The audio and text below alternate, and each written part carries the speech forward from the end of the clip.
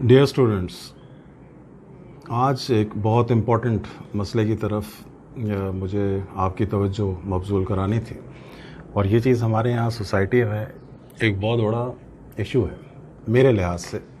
ہو سکتا ہے کہ جب میں بتاؤں تو آپ کو بھی اندازہ ہو جائے کہ یہ کتنا بڑا ایشو ہو سکتا ہے یا یہ اس کی اہمیت کیا ہے۔ اگر آپ باہر نکلیں سڑک پر، کسی بھی خاتون سے، کسی بھی آدمی سے یہ پوچھیں کہ لبرل کیا ہوتا ہے، تو اس کا جواب کیا ہوگا؟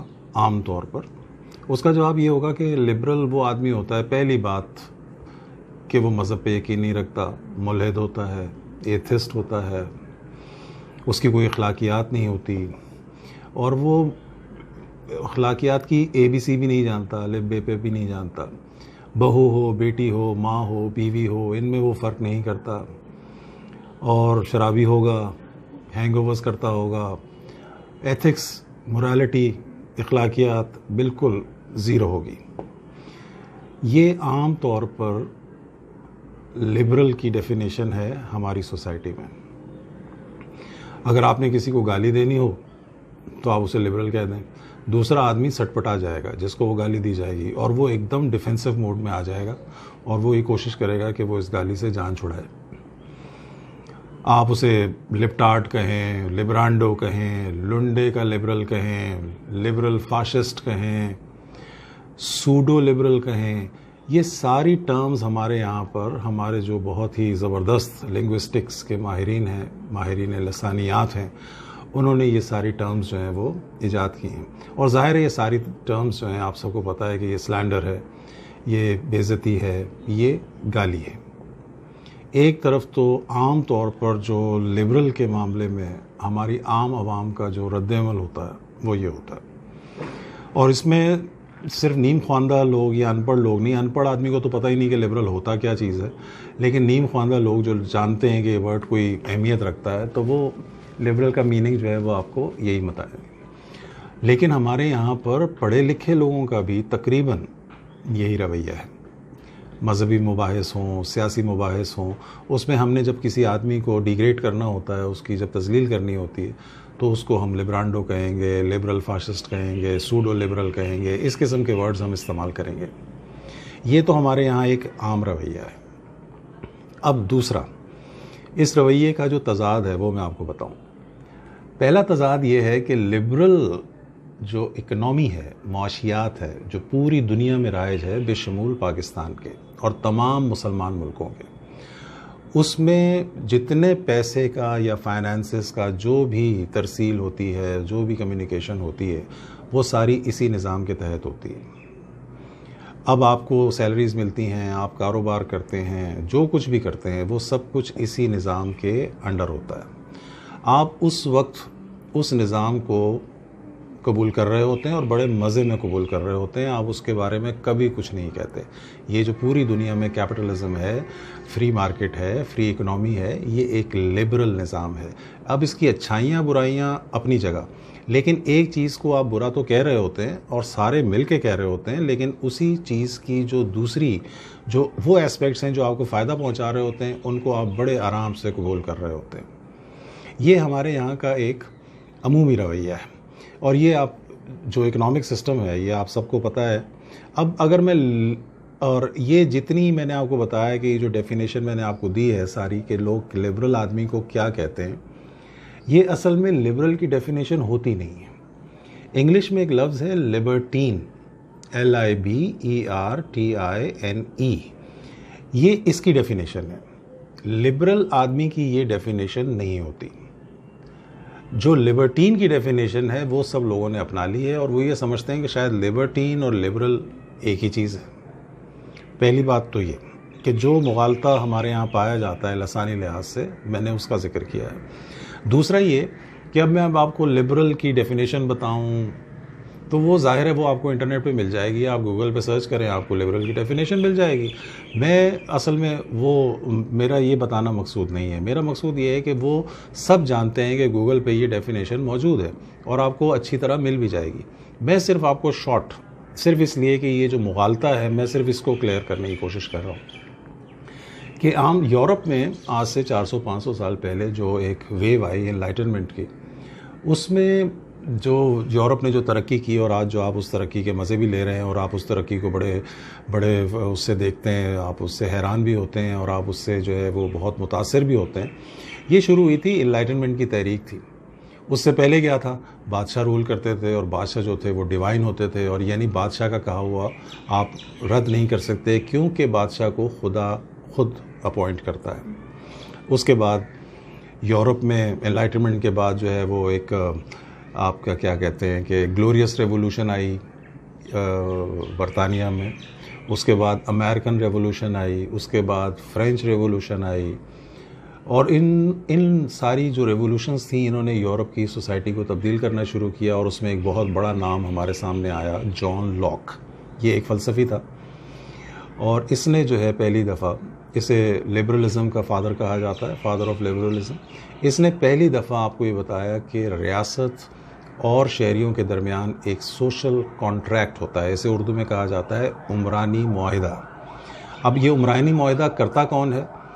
ریاست بناتا کون ہے؟ شہری بناتے ہیں، تو ظاہر ہے یہ معاہدہ جو ہے یہ شہریوں کی طرف سے ہوتا ہے، اور اس میں شہری جو کچھ چاہتے ہیں وہ ریاست کو بتایا جاتا ہے، اور اگر ریاست ویسا نہیں کرے گی تو اس کو چینج کر دیا جائے گا۔ یہ ایک یورپ میں ایک بہت ہی زبردست تحریک کے طور پر سامنے آیا۔ جان لاک کو اس وقت بھی لوگوں نے برا بھلا کہا، جیسا کہ عام طور پہ ہوتا ہے، کوئی بھی نئی چیز جو ہوتی ہے اس کو اتنی جلدی قبول تو کرنا ذرا مشکل ہوتا ہے۔ بہرحال یہ یورپ میں ہو گیا، اور اس کے بعد آج آپ یورپ میں وہ سب چیزیں جو بھی اس کی ترقی ہے وہ آپ دیکھ رہے ہیں۔ اب یورپ نے آگے بڑھ کر، اس سے آگے بڑھ کر لبرل معاشی نظام سے، جس کے میں نے ذکر کیا ہے جو پوری دنیا میں ہے، اس سے پیچھا چھڑانے کی کوشش کی ہے، اور اب آپ نے دیکھا کہ یورپ میں بہت ساری ویلفیئر اسٹیٹس آ گئی ہیں جن کا جو معاشی نظام ہے وہ تھوڑا تھوڑا کمیونزم کی طرف جانا شروع ہو گیا ہے۔ ایک تو یہ تضاد، ایک تو یہ بات ہوئی، پھر میں نے آپ کو لوگوں کا تضاد بتایا، اب مذہبی لوگوں کا تضاد آپ دیکھیے۔ انڈیا میں مولانا وحید الدین خان صاحب ہیں، مولانا ابوالکلام آزاد ہیں، ہمارے یہاں پہ عبید اللہ سندھی اس نام کو آپ جانتے ہیں، ہمارے یہاں باچا خان کو جانتے ہیں، یہ سب لوگ لبرل اور سیکولر تھے۔ اور اب ظاہر ہے مذہبی لوگ ہیں، مذہبی عالم ہیں ان میں، اور یہاں بھی مذہبی عالم ہیں، وہاں بھی مذہبی عالم ہیں، لیکن یہ تضاد آپ کو نظر آتا ہے کہ یہ لوگ سب اس چیز کے ماننے والے ہیں۔ اصل میں جو لبرلزم کا جو فلسفہ ہے وہ ایک سیاسی فلسفہ ہے، اس کا مذہب سے کوئی تعلق نہیں ہے، بلکہ لبرلزم تمام مذاہب کو سیکیور کرتا ہے، ان کے تحفظ کی گارنٹی دیتا ہے۔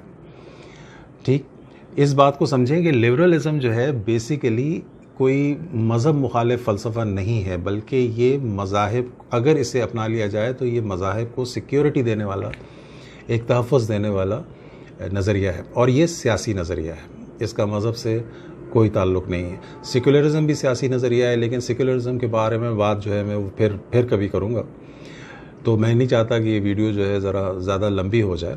تو اصل میں ہوتا یہ ہے کہ عام انسان جو ہوتے ہیں نا وہ آزادی سے خوف زدہ ہوتے ہیں۔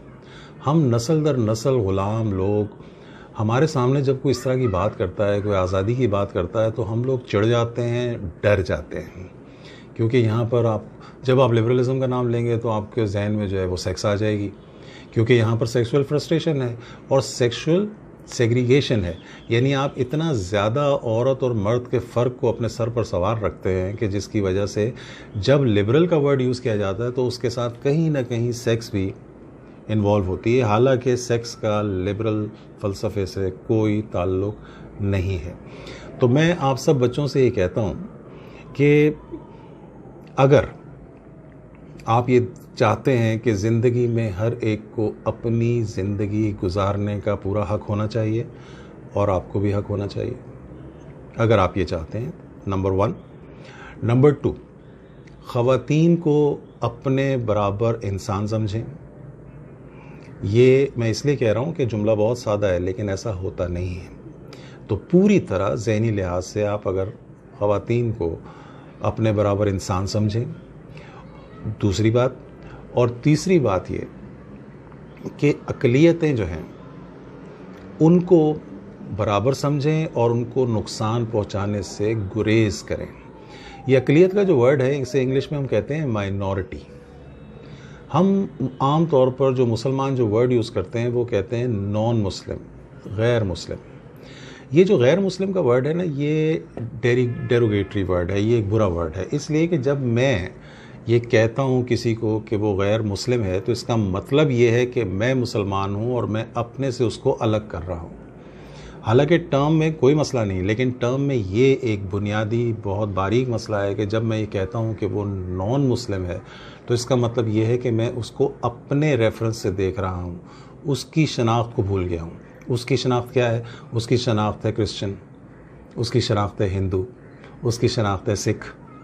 मैं ये ना कहूँ कि वो नॉन मुस्लिम है, बल्कि मैं ये कहूँ कि वो क्रिश्चियन है, हिंदू है, सिख है। अगर सिर्फ ये एक मामूली सी बात आप अपने जहन में अगर इसे पुख्ता करें, तो आप देखेंगे कि आपके रवैयों में बहुत ज़्यादा फ़र्क आना शुरू हो जाएगा। तो अगर आप ये समझते हैं कि ज़िंदगी जो है वो आपके मुताबिक हो और रियासत आपके सारे हुकूक अदा करे, आपको बोलने की आज़ादी हो, लिखने की आज़ादी हो, सियासी आज़ादी हो, अगर आप ये चाहते हैं और मेरिट का निज़ाम हो, तो आप अपने आप को फ़ख्रिया लिबरल कह सकते हैं। आप कह सकते हैं कि मैं लिबरल हूँ और मुझे लिबरल होने पर फ़ख्र है। हमारे यहाँ बदकिस्मती से इस लिबरलिज़म को एक गाली की सूरत बना दिया गया है, और ज़ाहिर है उसमें उसकी एक बड़ी लंबी तारीख़ है कि वो ऐसा क्यों हुआ। लेकिन जिन लोगों ने इसको एक गाली बनाया है, वो लोग जो खाते हैं, पीते हैं, जो पैसा उनके पास आता है, वो कारोबार करते हैं, वो नौकरियां करते हैं, जो कुछ भी करते हैं, वो सब कुछ पूरी दुनिया में राइज एक लिबरल इकोनॉमिक सिस्टम के अंडर होता है। तो कम से कम अपने अंदर से आप इस कॉन्ट्रडिक्शन को, इस इख्तिलाफ को, इसको तो दूर कर लें। अगर आप ये कह रहे हैं कि लिबरल जो होता है वो बहुत बुरी चीज़ होती है, तो फिर आप ज़रा दुनिया में इक्तिसादी तौर पर, फाइनेंशियली तौर पर ज़रा मूव करके दिखाएं, तो अपने आप पर फ़ख्र करें। अगर आप ये सारी बातें समझते हैं तो आप फ़ख्र करें कि आप लिबरल हैं, और लिबरल कहने में कोई झिझक महसूस नहीं करनी चाहिए।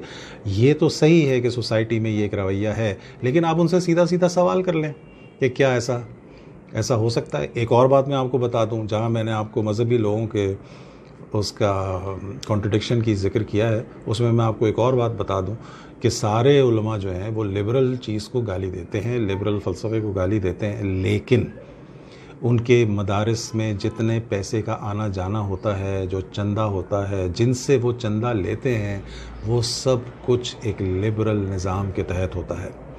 तो अगर आप जो दुनिया में जो बेसिक चीज़ है, जो इकनॉमी है, जो जिस पर पूरी दुनिया बेस करती है, उस सिस्टम को तो आप छोड़ नहीं पा रहे, लेकिन जैसे ही आपके सामने लिबरल का नाम लिया जाता है, आप कहते हैं कि कोई बर्बाद आदमी होगा बिल्कुल, और इसकी कोई एथिक्स नहीं होगी।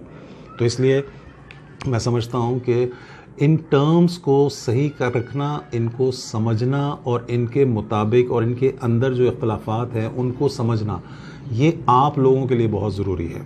मेरे मुखातिब हमेशा मेरे स्टूडेंट्स होते हैं, नौजवान होते हैं, क्योंकि मैं समझता हूँ कि बड़े बूढ़ों को समझाना ज़रा मुश्किल होता है।